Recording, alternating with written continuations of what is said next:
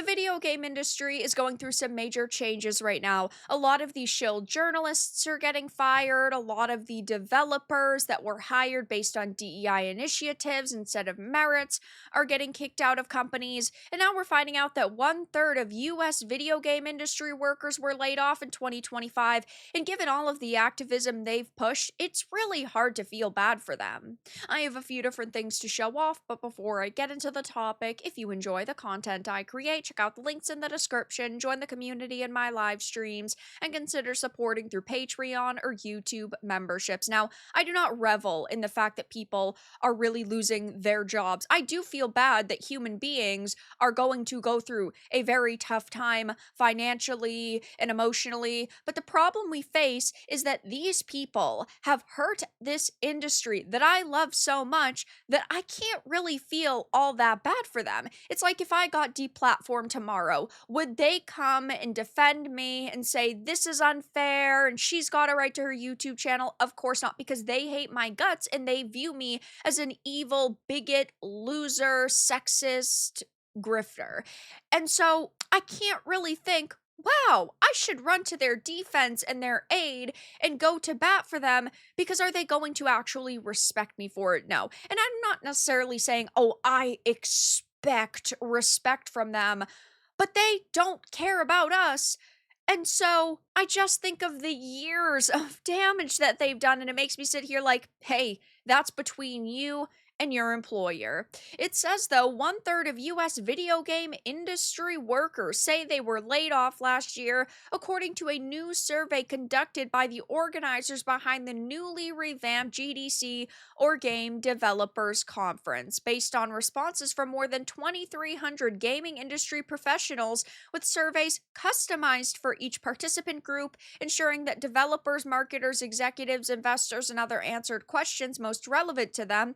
The 2026 State of the Game Industry report found that 33% of respondents in the US were laid off in the past 2 years. So when you really start breaking this down, it's roughly like 16% per year. That does sound like a lot, but at the same time, if you look at the years before that, right during COVID, the industry was overhiring to hell and back. So here's a chart that lays it out really well. In 2018, there was 2.1 million game developers roughly, and by 2023, it had gone up to 3.2 million developers. So we have seen a very big increase in the video game industry over the past couple of years. And so when a industry overhires, you're bound to see layoffs happen several years after the fact, unless they see an insane amount of growth.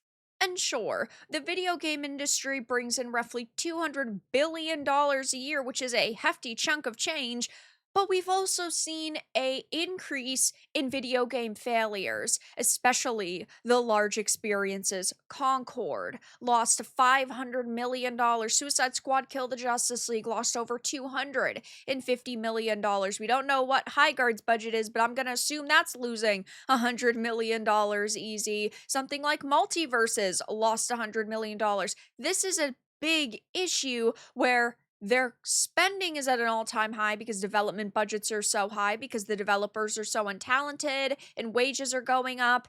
But then they come out with a game that loses them an extremely high amount of money. Yeah, this was always bound to happen. And this entire situation is a perfect case of F around and find out. So many activists within the video game industry have been so focused on pushing their personal politics into the products that they're working on, and they're not focused on making high quality entertainment. And so we see so many more large failures, and then companies go, yeah, you lost us so much money, you're going to lose your jobs. This is why you should not hire based on the color of someone's skin or their gender or their sexuality. You should be hiring because they are passionate, they are talented, they are good to have on a team. And so many companies haven't done that for so many years. Will we see a major change in hiring practices?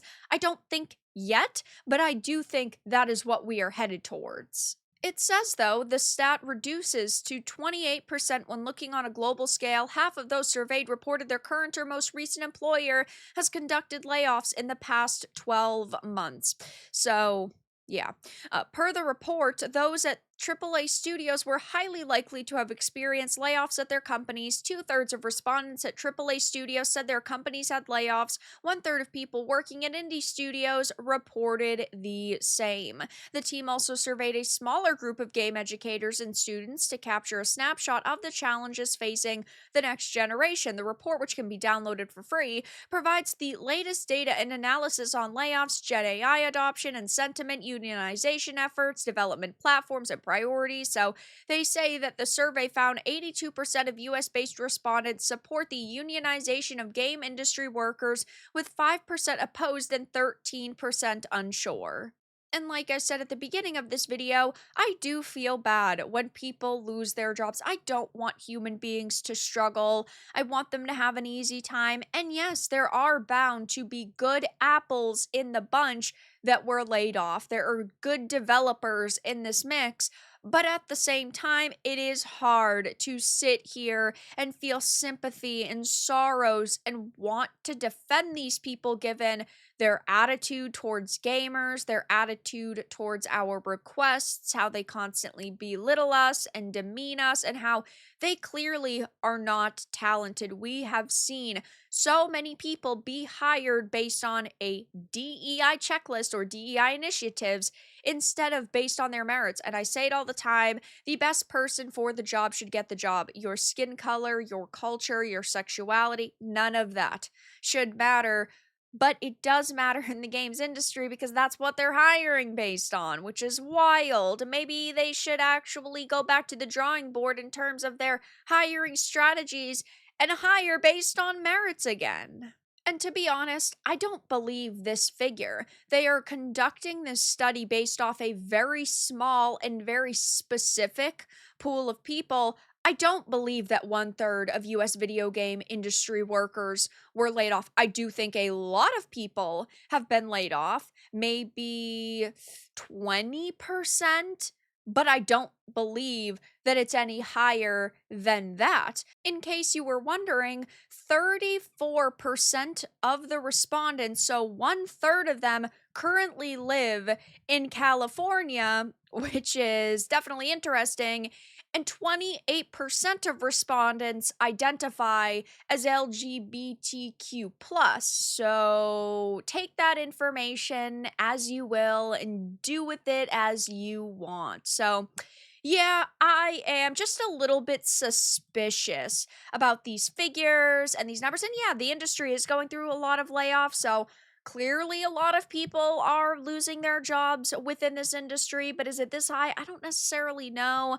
Either way, though, we are hearing about a lot of activists getting punted from this industry, and at the end of the day, I can't say I'm going to shed a tear for them, and you probably won't either. But that's all that I really had to discuss in this video. Let everyone know your thoughts in the comments below. If you found this important and informative, make sure to give it a like, share it, and subscribe to the channel. And if you didn't, give it a dislike. I appreciate your support either way, but I'll talk to you all again in the next video really soon.